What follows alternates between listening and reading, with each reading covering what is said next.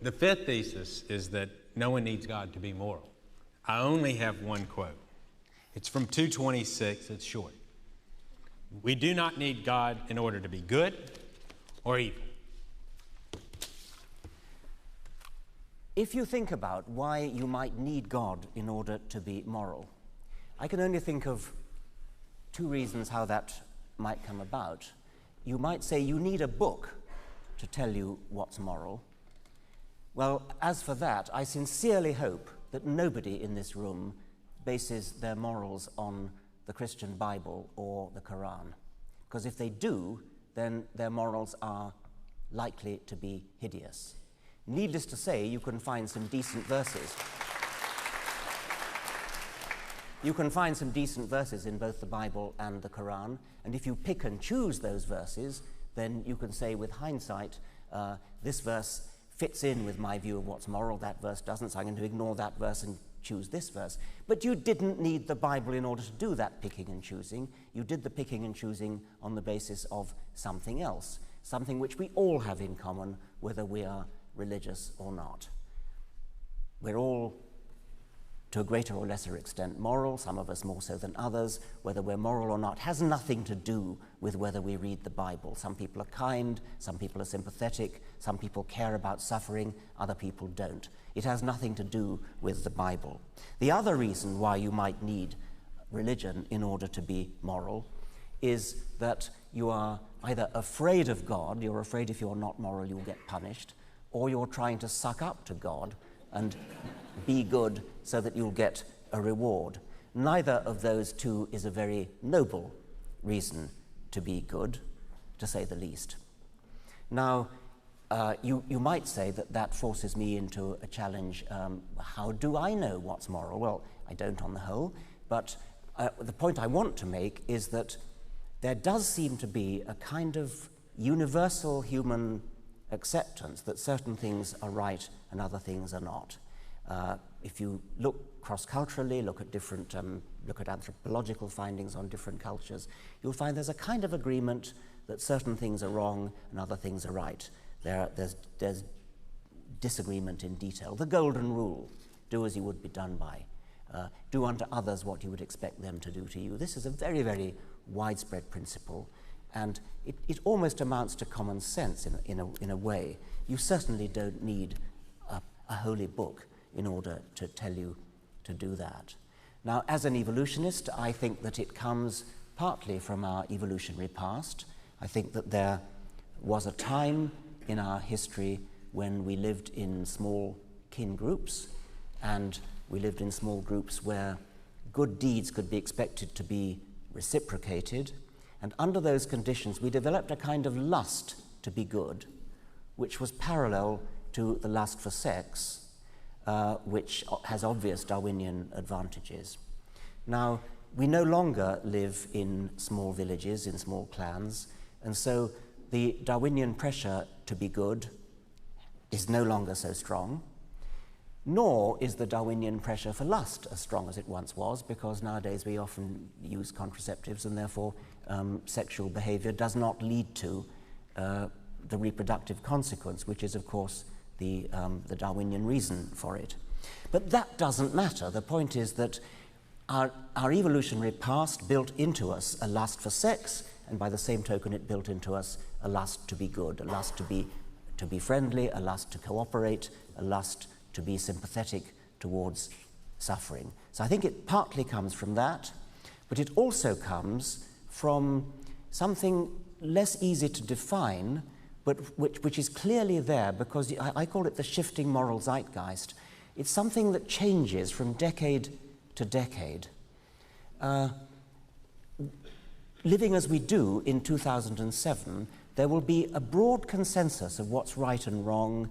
Racism is wrong, sexual discrimination is wrong, cruelty is wrong, which characterize we who live in the early 21st century, which would not necessarily have characterized our ancestors in this place 200 years ago. The consensus has moved on, and I find this a very interesting, fascinating fact, which suggests that there really is a kind of something in the air about what is regarded as moral. And it clearly has nothing to do with religion, because it doesn't come from Scripture. Scripture doesn't change over the decades in the way that our attitudes to slavery, our attitudes to women, etc., do. There really does seem to be a powerful shifting zeitgeist effect, which doesn't tell you anything in itself, but which indicates that there is something in the air, some other force, something which we can understand with sufficient sociological, psychological sophistication. Whatever else it is, it's not religion. Dr. Lennox.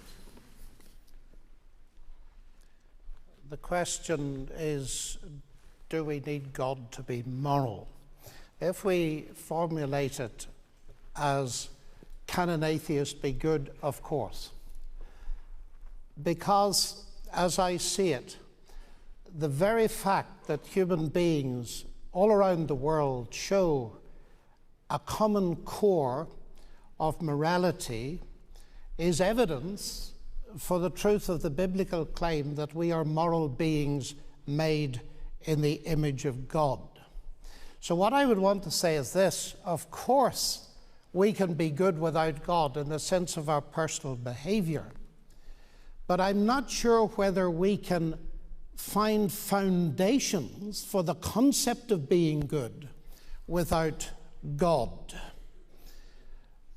You admit that you cannot get ethics from science. In your book, A Devil's Chaplain, science has no methods for deciding what is ethical.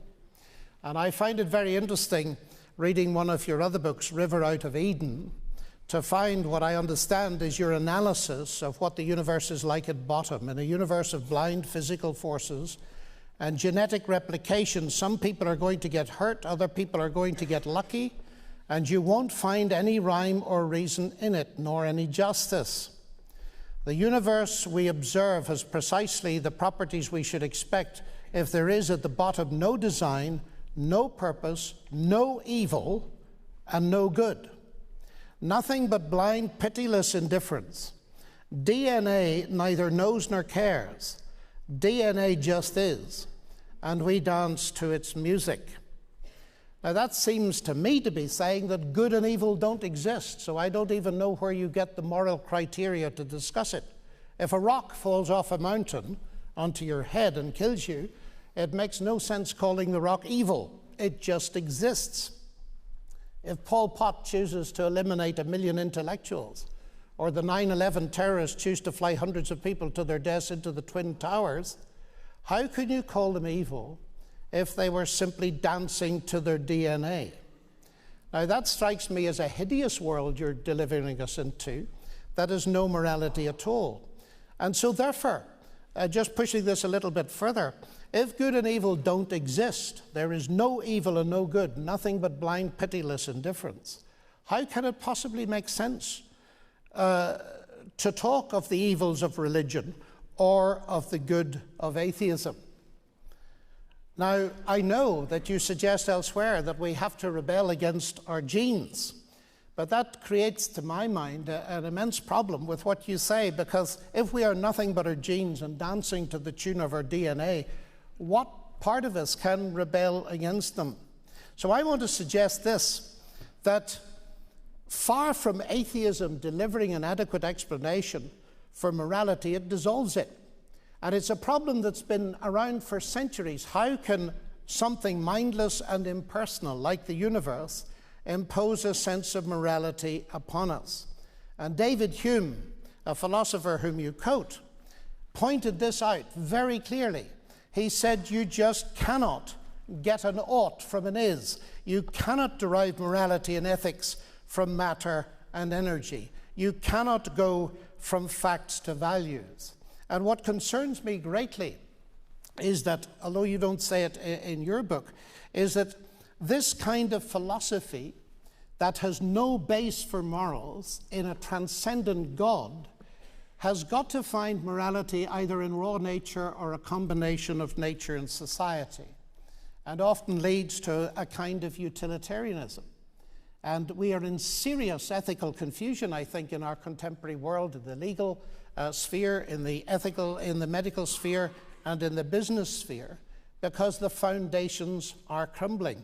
And I want to suggest, I know it's provocative, but I want to suggest that Dostoevsky was very perceptive, and I've had many Russians agreeing with me, when he said, if God does not exist, everything is permissible. He's not saying that people can't be good.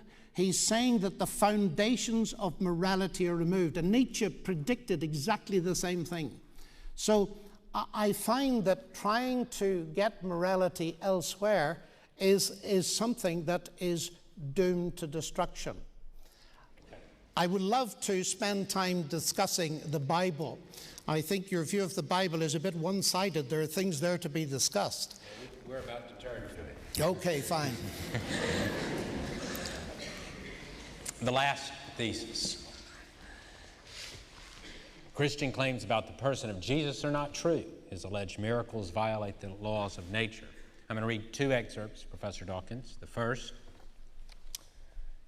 comes from page 92 of your book. The historical evidence that Jesus claimed any sort of divine status is minimal. The next comes from page 257. Jesus was a devotee of the same in-group morality coupled with out-group hostility that was taken for granted in the Old Testament. Jesus was a loyal Jew. It was Paul who invented the idea of taking the Jewish God to the Gentiles. Hartung puts it more bluntly than I dare. Jesus would have turned over in his grave if he had known that Paul would be taking his plan to the pigs. Once again, I can't let pass that rhetoric of mine about blind physical forces and indifference and nature neither care, DNA neither cares nor knows.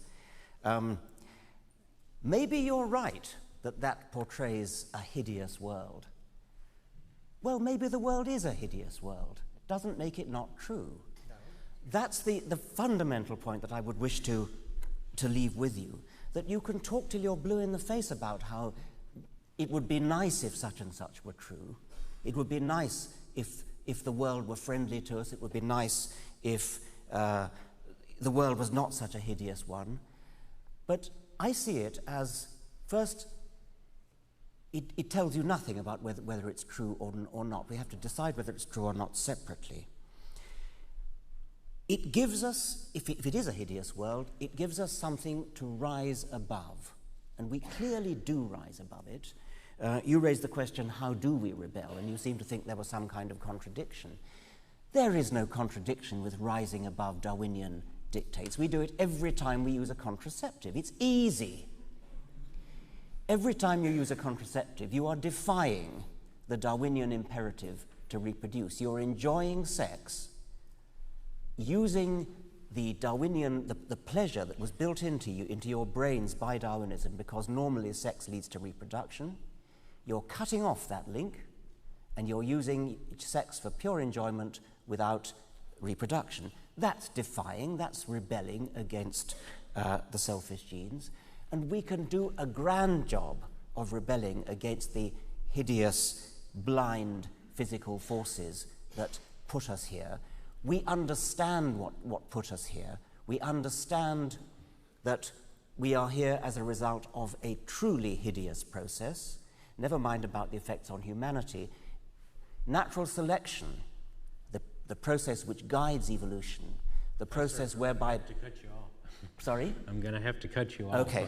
Natural selection is an ugly process that has beautiful consequences. We humans can rise above it. That's only 2.5 minutes.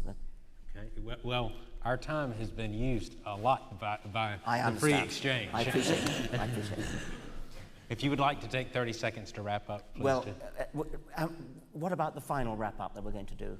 We will do that, and that's our best opportunity if it's still left. Dr. Lennox. Which question do you want me to refer to? Well, it's your choice, I guess. Well, I think I'd like to make a comment on what Richard just said, because I think you are talking about two different things. My point was this, that if you believe that the universe is at bottom, there's no good and evil, you remove from yourself the categories you're using to discuss morality. That's my point. You're assuming it's true. I'm arguing on the basis of its truth that you're removing those categories, and therefore you leave yourself powerless to comment. Right. You make a good point that I've removed any absolute standard of morality. The empirical fact, however, is that we all very largely share what we regard as morality.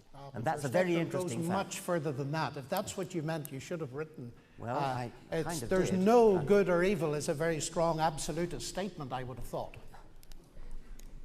How about But I want to refer to this. the topic?